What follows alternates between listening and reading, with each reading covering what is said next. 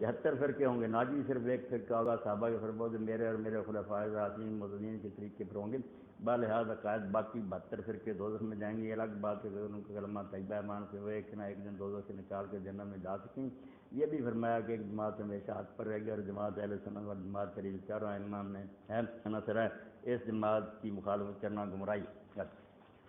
اور ذرا پہلے یہی ہے، پہلے تو یہی بات زیر بحث ہے کہ حضور نے یہ فرمایا بھی ہے۔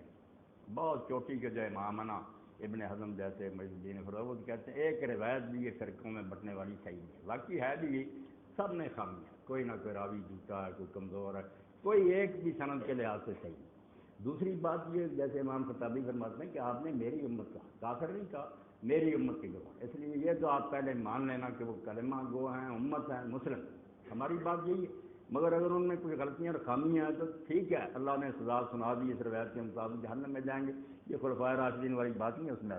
تو جہنم میں جانے کی وعید جو ہے اس کا بھی ضرور نہیں کہ نفاذ ہو جائے۔ بڑے بڑے نیک عالم کہتے ہیں کسی جرم کی سزا اگر بیان کی جائے کہ اس کی یہ سزا، وہ اللہ کی مرضی ہے، معاف کر دے، اس کی دوسری نیکیوں کی وجہ سے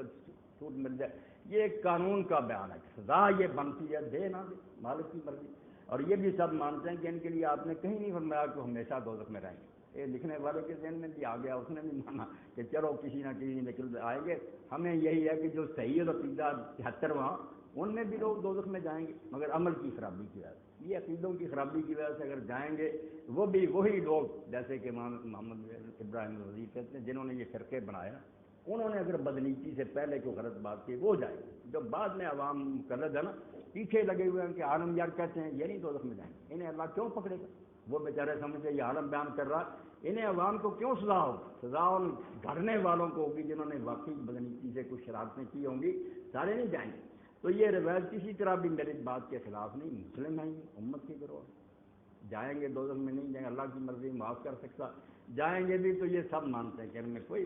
مخالف سے نار نہیں، نجات پائے، سارے آ جائیں گے، حضور کی امت ہے۔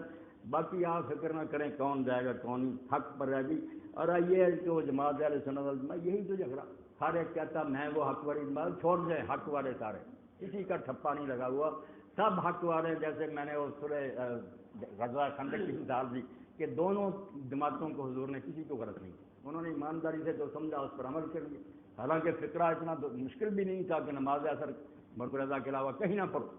اگر دونوں گروہوں کو آپ نے سچا جانا تو اہل حق جو ہے نا سارے ہیں، کسی کو نہ کہیں کہ وہ گمراہ ہے، سب کوئی بات نہیں۔